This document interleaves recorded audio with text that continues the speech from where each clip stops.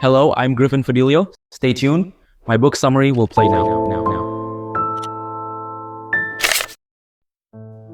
Zen Mind, A Beginner's Mind, 1970, is a starter's guide to Zen Buddhism. These summaries explain how Zen is not only a system of meditation, but also a philosophy of life. They describe how to sit, breathe, and observe while maintaining a vital connection to the present moment.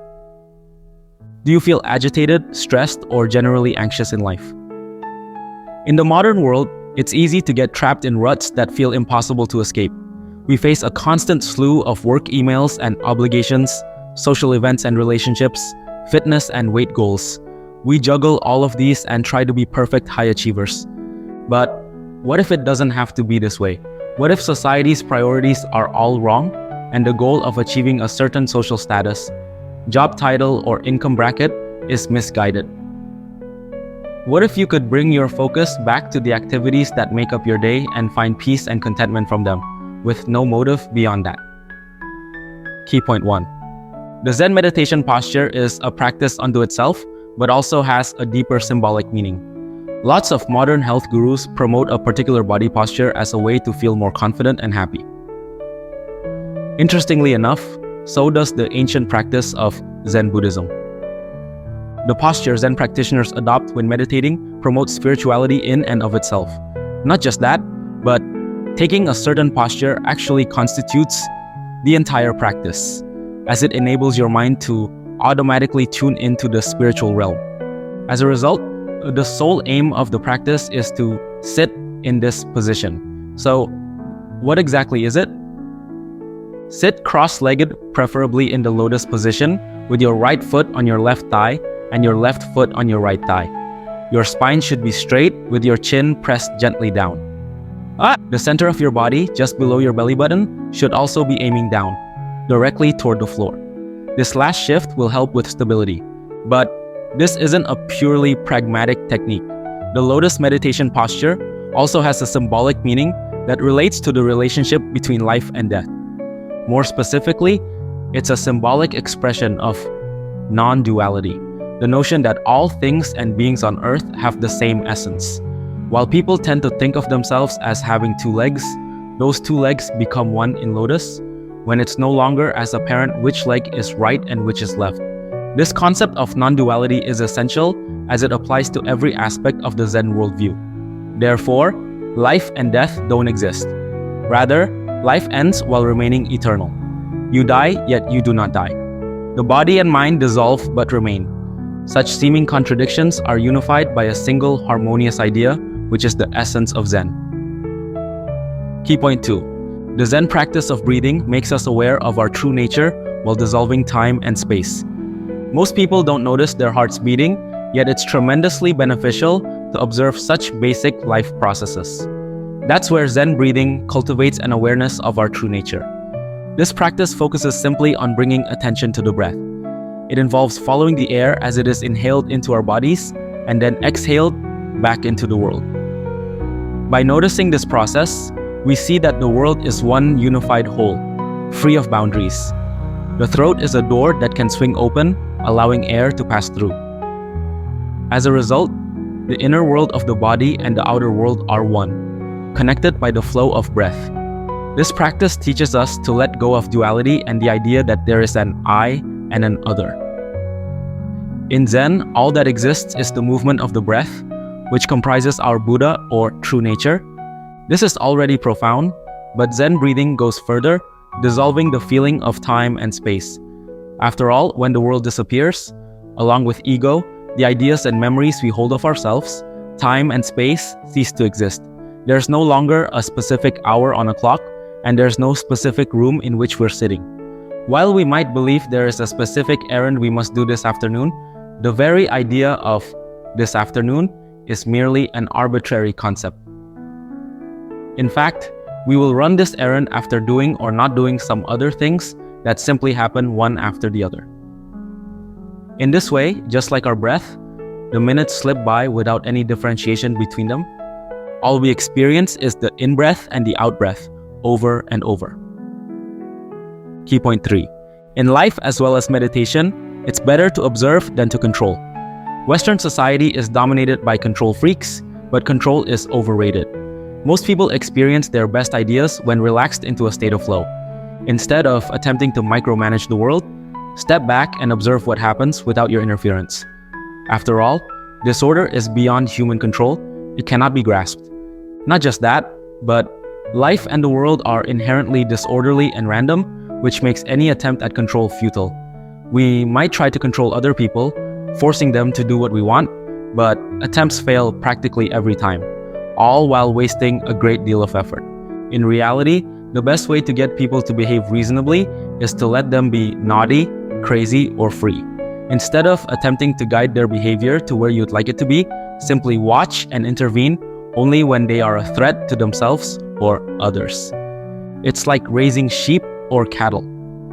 If you give your herd a massive field to live in, they're much more likely to exist in peace and contentment. If you confine them to a packed pen, they'll be tempted to jump the fence. So, in life, control holds us back, and the same is true in meditation. Oftentimes, when we meditate, we attempt to control our thoughts and prevent them from existing, which doesn't work at all. Instead, you should wisely allow thoughts to come and go, observing them as they do so. Remember, your efforts to deter thought are not appropriate for Zen meditation. The only proper effort here is to return the mind and concentration to your breathing. You might think observing is the easiest thing in the world, but next up, we'll learn how tricky meditation practice can be. Key point 4. The adversity you encounter in meditation feeds your practice. While meditating, it's not uncommon for people to grow tired, emotional, and discouraged. But actually, all of these responses are good. That's because encountering adversity in meditation helps you grow. Just think of the mind as if it were a garden full of both flowers and weeds. The weeds naturally appear unsightly, but if you pull them up and bury them near the flowers, the soil will be enriched. Or, to put it another way, trying to wake up every day at 6 in the morning to meditate won't be easy. You'll struggle to pull yourself out of bed, have a hard time getting into the proper position, and then will have yet a harder time sitting with a straight spine. However, all of these struggles are merely thoughts in your mind. Like waves in the sea, they arise and recede over and over. Every time you overcome such a wave, it feeds your practice, and over time, the intensity of the waves diminishes. By using this adversity to nourish your practice, you can make progress quite quickly. That being said, meditating does require some effort. The human mind is incredibly active, and it's essential that you make the correct effort to calm it. As you already know, this means simply concentrating on your breath rather than on attempting to calm your mind. You should prepare yourself to continue focusing on your breath forever, without the expectation of sudden relief. As time passes, you will find your effort becoming more precise and less strained. This is just a taste of how Zen's approach to effort and success differs from the conventional Western conceptions of these words. In the next summary, you'll learn more about this difference. Key point 5. In Zen practice, excellence is not the aim, and the worst students are often the best. The Western world values people who succeed, especially if they do so effortlessly, like musical and mathematical geniuses. But Zen has a different concept of success. In Zen, excellence is not the goal, but rather patient perseverance. Just take an example from the Zen scriptures. The Samyuktagama Sutra speaks of very good horses and bad horses. The good horses obey the will of their riders with almost telepathic obedience, while the bad horses must be whipped into following orders. Most people automatically want to be the good horse, but in Zen, this is not the aim. The intention of Zen is simply to practice without worrying about how difficult or effortless that practice is. As a result, in Zen, the worst students are often the best. Since these students must overcome much greater adversity, they often undergo intensive practice, cultivating skilled, disciplined minds. For instance, calligraphers with tremendous natural talent start off as great successes, but later, they may reach a point where their progress plateaus. To advance from this place, they would need to invest a great deal of effort, but since they have not practiced doing so, they often just give up. On the other hand, calligraphers who struggle initially learn to deal with and overcome such difficulty. When they encounter challenges, they are not so easily dissuaded.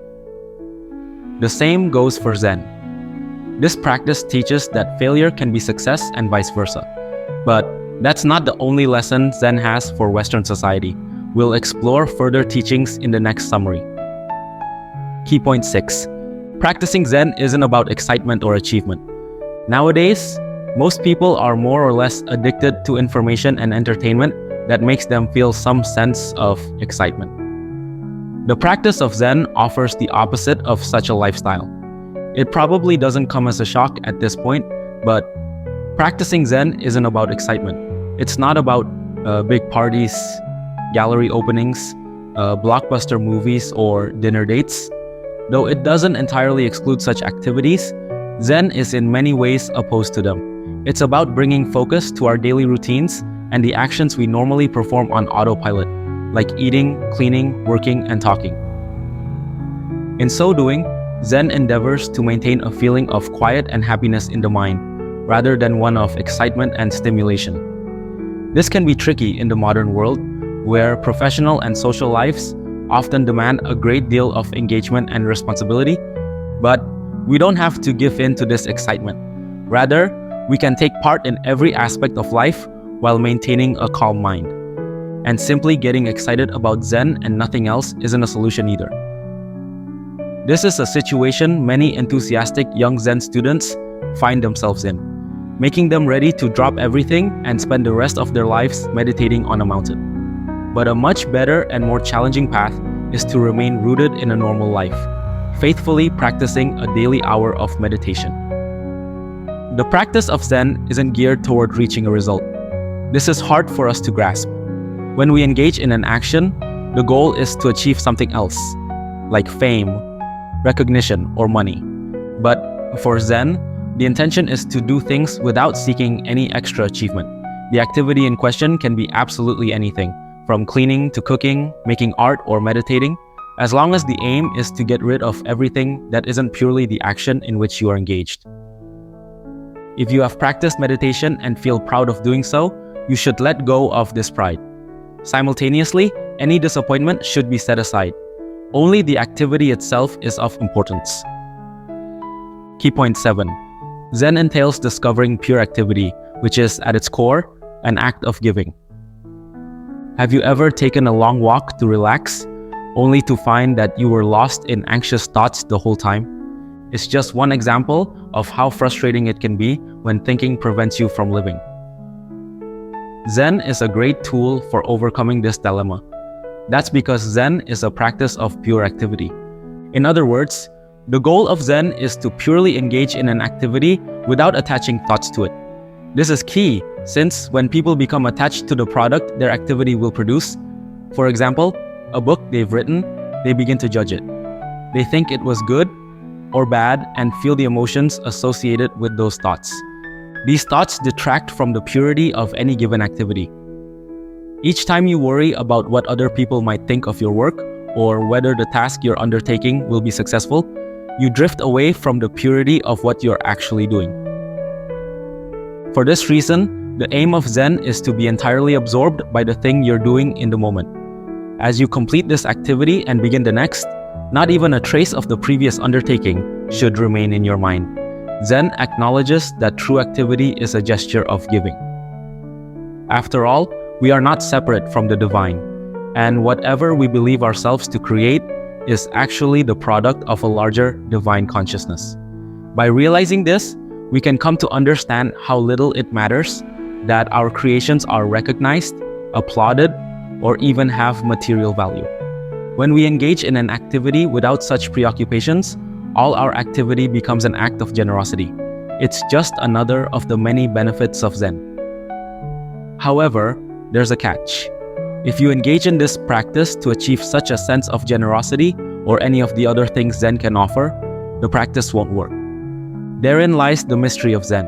It eludes simplicity and cannot be encapsulated into a simple statement of right or wrong. Final summary.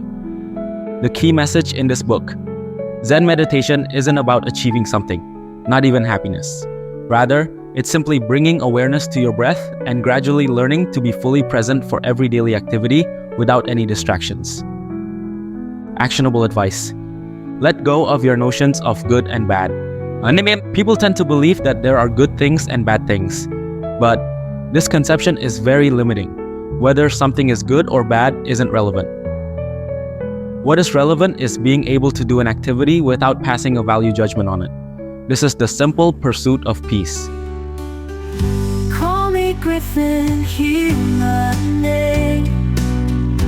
Living stories never tame. In a book where dreams collide. Come along, enjoy the ride.